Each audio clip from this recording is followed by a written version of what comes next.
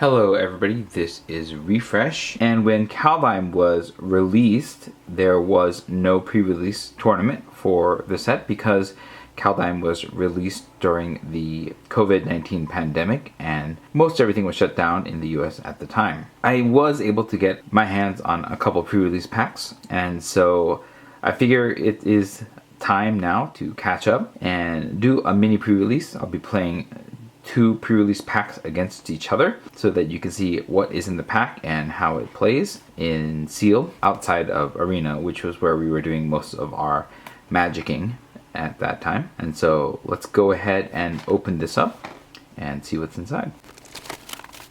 Alright, we have some artwork on the outside, no artwork on the inside on this one. It looks like it's just black on the inside. This is our deck box. Got a little bit of artwork, and open it up. Here is our spin down life counter, pretty standard generic colored speckled life counter.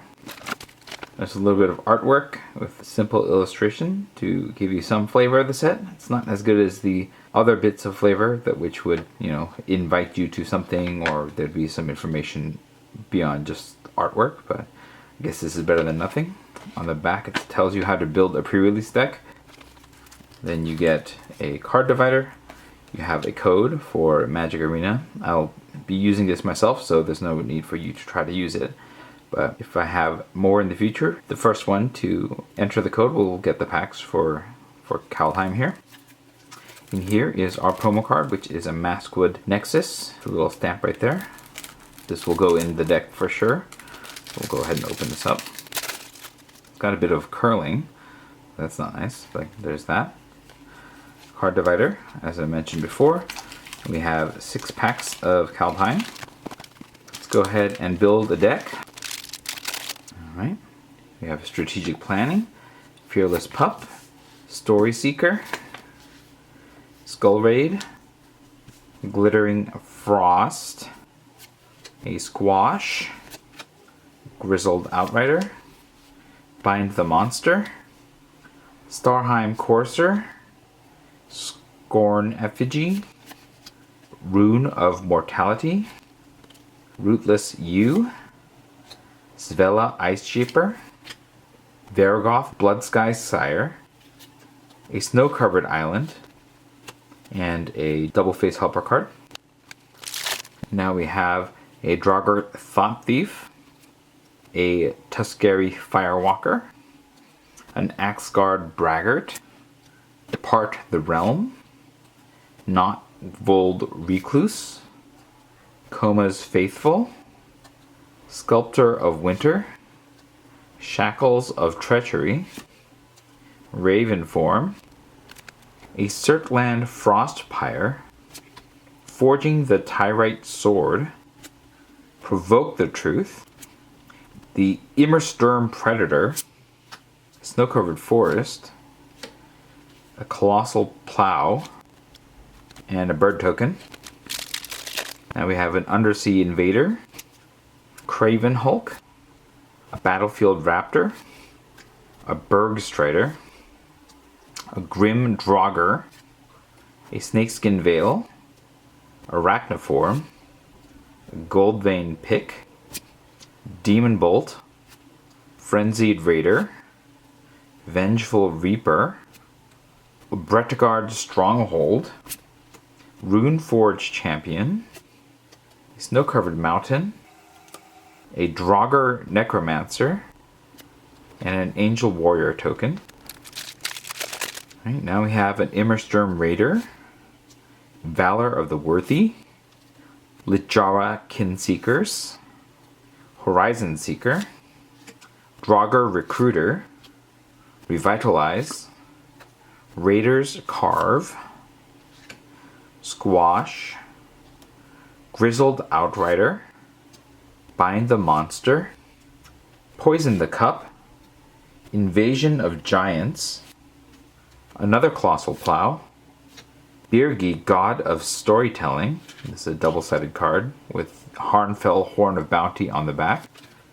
We also have an Alpine Meadow and a tip card.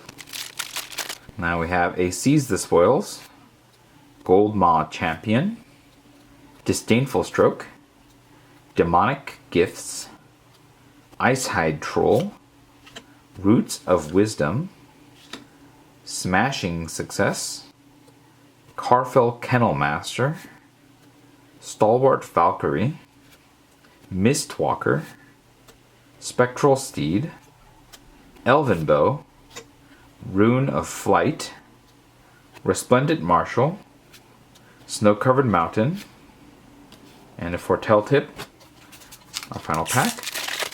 We have a Cinderheart Giant, Doomscar Oracle, Pilfering Hawk, Tormentor's Helm, Jespera Sentinel, Priest of the Haunted Edge, Bound in Gold, Feed the Serpent, Arachnoform, Knotfold Slumber Mound, Frost Augur, Boreal Outrider, The World Tree, Snow-Covered Plains, Foiled Demonic Gifts, and a Dwarf Berserker token. Alright, this is everything in the pack. Now to do a little bit of color evaluation to see where this deck should go. Snow-Covered Plains could be good. I'd probably play it if I was playing white, just to get some snow in there. Bound in Gold is a decent removal spell. Doomscar Oracle can be okay. It's definitely not a reason to play white, but you know, it might make the cut. Resplendent Marshal is fantastic. A 3/3 for 3 with flying, and then it can exile another creature card from my graveyard to put a +1/+1 counter on each creature that shares a creature type with the exiled card. So it's a way to buff your team if you can get a lot of the same creature types. So I guess it's not amazing, but it still seems really good, and so it's a reason to play. Spectral Steel seems okay. I think that it is not quite amazing unless you can have the equipment to make it work. So this is a maybe. Stalwart Valkyrie seems like a reasonable spell, especially if you can have enough cards that end up in your graveyard somehow. I'd just put it here around Doomscar Oracle level. The Gold Maw Champion, a 2/3 with the ability to tap on Boast. I think because of the casting cost to use the activated ability cost, it makes it less good. So probably put it back here somewhere. Revitalize, I don't think that this is a card that I want to main deck ever. The Valor of the Worthy, let's see. I don't think that this is worth putting on a creature unless I'm getting something else out of it. Runeforged Champion, it's good for runes. I don't know how many runes that we have, but it can be good if I have enough runes. Otherwise, it's just a guy. So I think I would need to have at least a handful, like maybe a couple runes somewhere for this to be good. And then the value is probably a good enough thing. So put it over here as a possibility.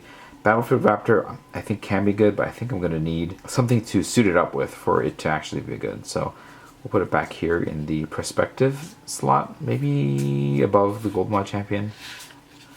The Axguard Braggart, let's see, a 3/3 for 4 that can get stronger as you attack. I think that can be okay. It's a place to put mana. I don't know. I guess it's a little better than Doomscar Oracle.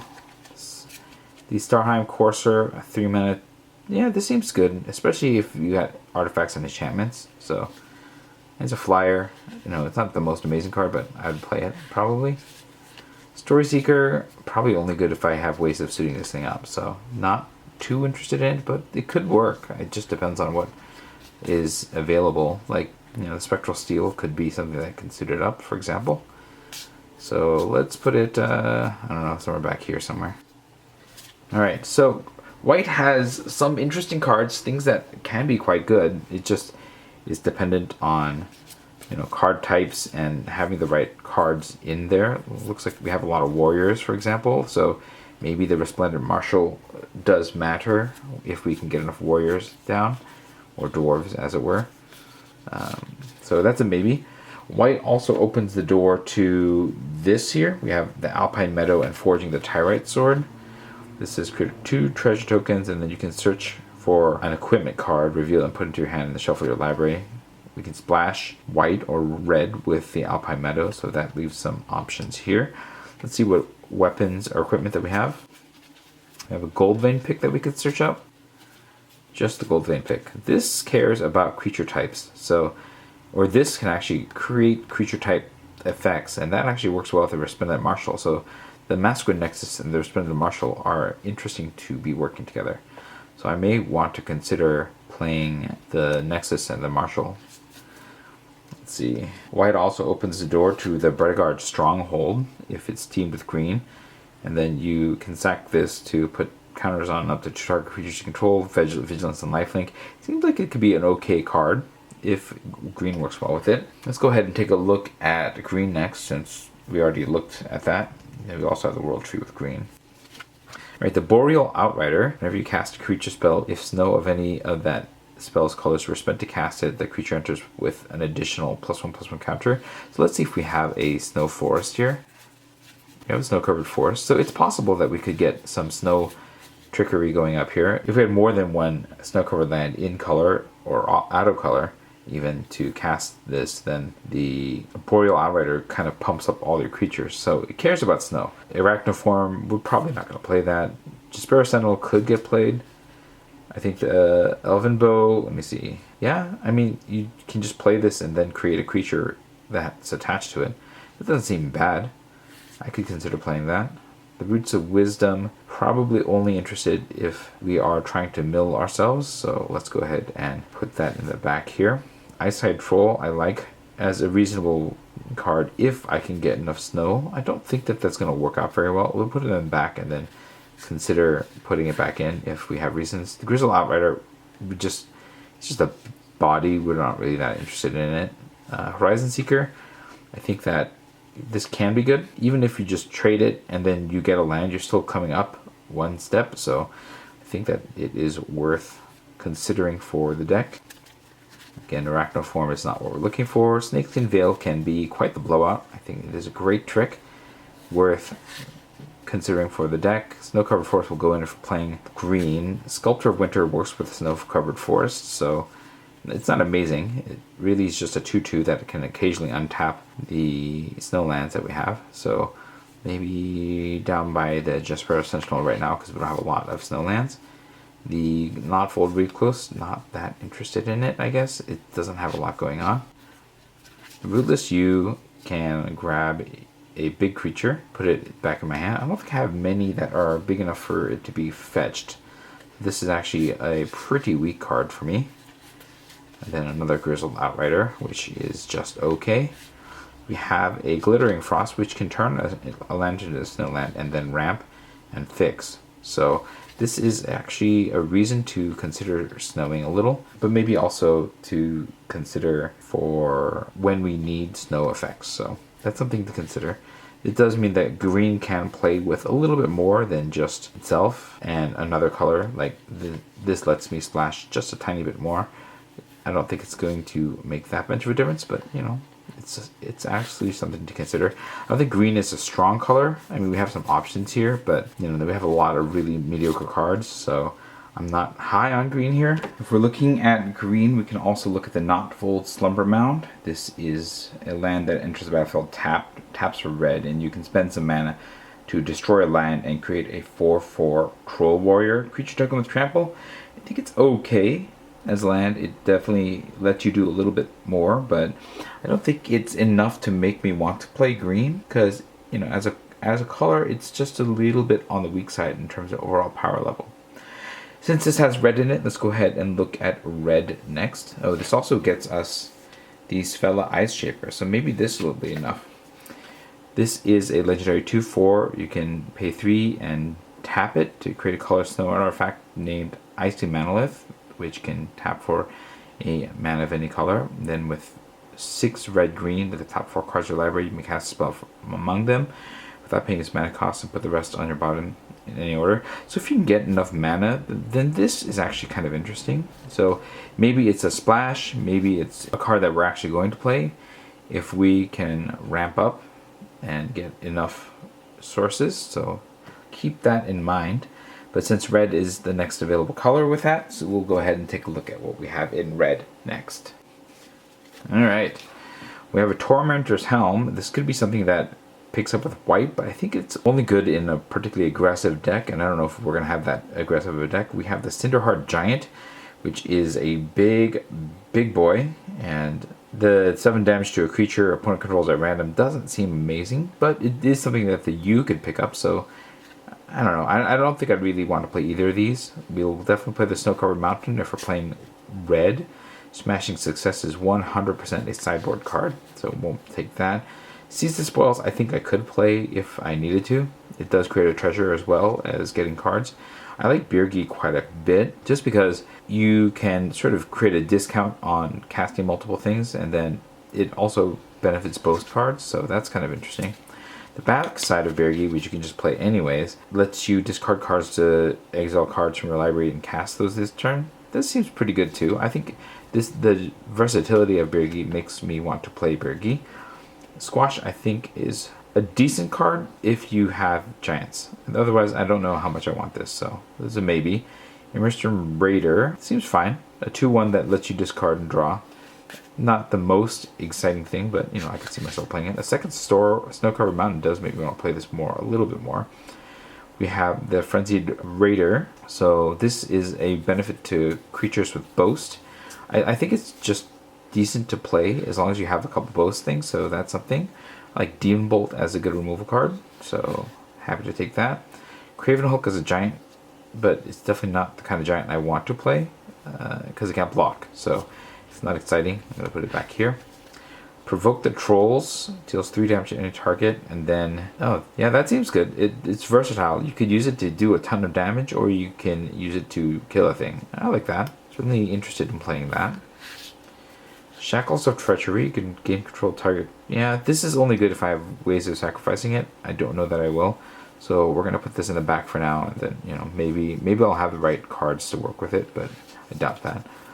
Tuscary Firewalker is a boaster, and it can get us a little bit of advantage, card advantage, so I think that's certainly something to consider. Would play it alongside this Frenzy Raptor if I was going to play red.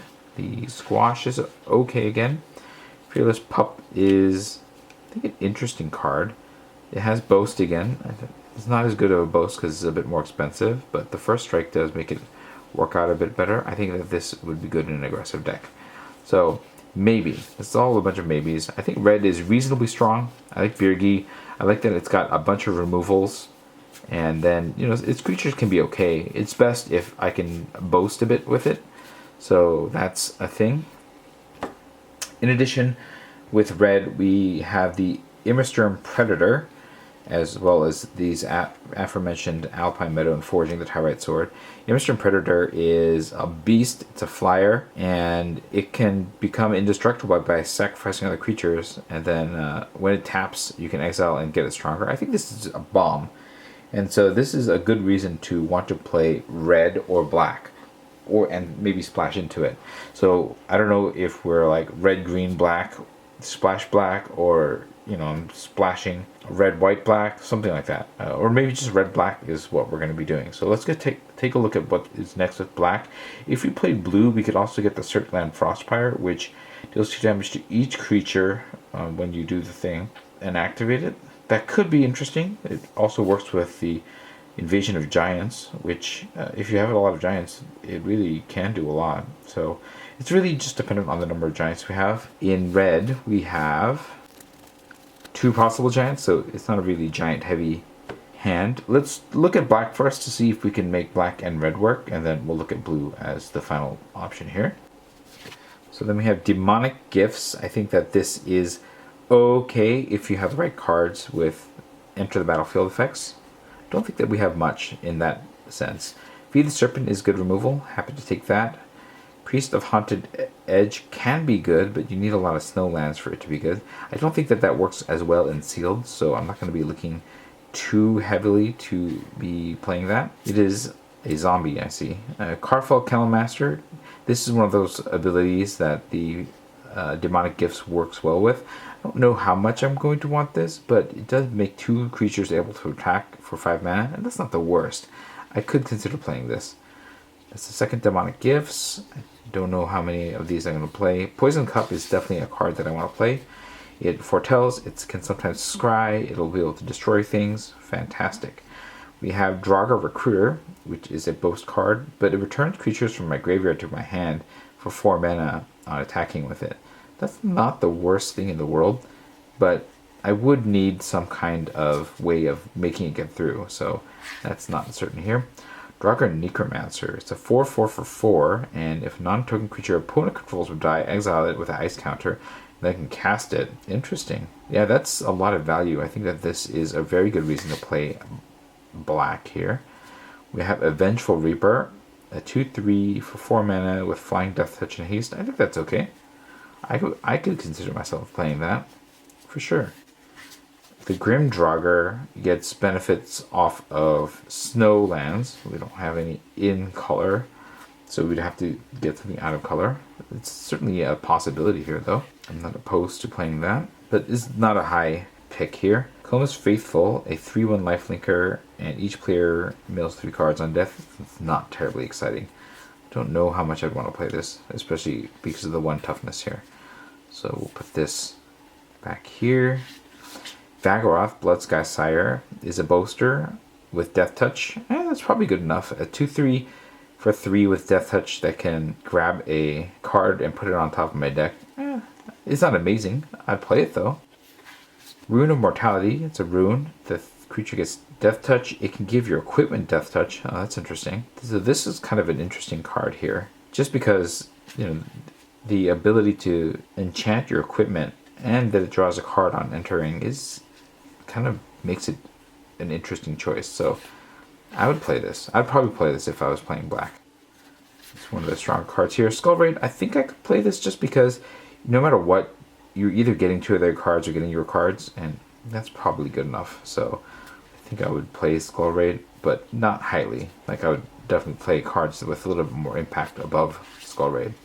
So I think black is strong. We have the Draugr Necromancer, a lot of good removal spells, some decent creatures. And so that makes me kind of want to lean towards black and red because of the Imstrom Predator. I do like the potential with the white here as well, because there are some really good cards here. The Runeforged Champion could, for example, get that rune. And then, there's the synergy here in terms of warriors. I don't know if there's enough warriors here for this to be good, though. Okay, there's some clerics here.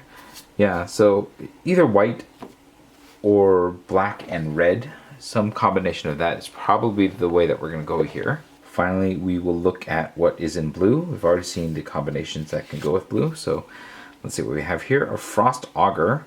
I think that this can be good with enough snow lands. This is probably on the weaker side, though. I don't know if I'm going to play that. Even with like 2 or 3 snow covered lands, I'd want a lot. So Pilfering Hawk is a snow card, a snow payoff that's medium. I think that could be okay. Rune of Flight I like. I think that this is a pretty good card here. I think the Mistwalker is pretty good too. Would be happy to play that. Disdainful Stroke is strictly sideboard. Bind the Monster, probably just a 1 of in a deck. It's kind of like a bad removal card. I don't want to play too many of these. The Lichara Kinseekers can be good. I mean, there's a lot of changelings here, so that can actually make these creature type effects meaningful. So we'd consider the Kinseeker. I'm not high on it, but we'd consider it. I like the Berg Strider a lot. You just need to get snow, and then you will tap a thing down. And so, yeah, I like the Berg Strider a lot. Definitely worth playing here. The Undersea Invader, not really that into it. Might play it, but not excited about this one here. Raven Form. I think that this is okay, but not amazing. It like gives your opponent a 1/1 in exchange for the creature that you exile. Probably somewhere around the Bind the Monster world. Depart the Realm I think is okay. It's a decent piece of tempo and interaction. It can make things happen, I think, so we'll consider playing that. Dragothot Thief. I mean, it's not amazing, but I could consider playing it as a worst case scenario card. Snow Cover Island would go in if I'm playing it. Bind the Monster is just okay. Strategic Planning, not really excited about this card either. If there's some reason to play it, then I would, but yeah, I think that it's low on the totem pole of choice here. So yeah, I think blue is not exciting, and I don't think we have enough giants to make blue and red work. So blue is out, even though I like Rune of Flight. That kind of takes out the Frostpire and the Invasion of Giants here as options. I don't think it's worth splashing for blue for either of these cards. So these are out. That leaves us these 4 color choices. I think green is probably too weak, so I'm going to cut that as well. And then we lose the World Tree, which pretty much doesn't matter here, and the Bredegard Stronghold. So all of this is gone. Yeah, we're not really losing much here, so this is gone as well. That leaves us with some combination of these. I think we're gonna probably just pitch these two. I don't want, well, I'm definitely not playing the Slumber Mound.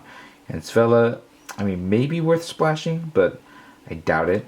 So we'll consider Svella. So we're doing some combination of these three colors. I'm gonna start with black and red because it seems like it has the highest potential here, but you know, we might end up with some combination and then just splashing the off color. Like the Alpine Meadow lets us splash in white or red as an option, for example. And Immersturm Predator isn't a double color card either.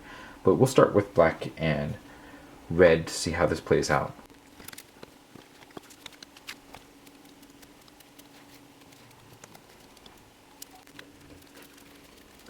Alright, so this is kind of a deck. It's a little bit fat in the middle, but I guess it's not the worst thing in the world. I've got a good amount of removal. Let's see what happens if we switch it to white instead.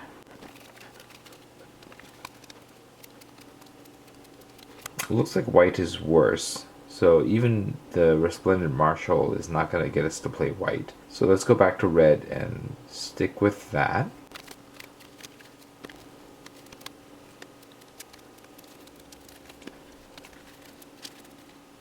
So looking at all this, we are, looks like 3 cards short. We have 12 creatures and 10 spells. It means that we're 1 card short. I think of all the things, we probably just want to play another creature.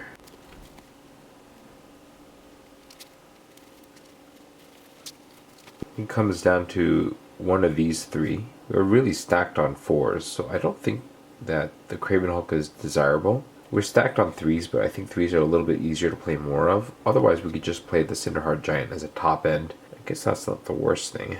Let's do that. Alright, so this is the deck. We're gonna add some lands now. Alright, here we go. We have 6 more mountains in addition to the snow-covered mountains to make 8 mountains and 9 swamps for a total of 17 lands. We're using 1 extra swamp over the mountains because we have a couple double black spells and no double red spells, and so that is the point of that. We're going to sleeve this up and we'll be playing it against its peer in the gameplay video, so keep an eye out for that.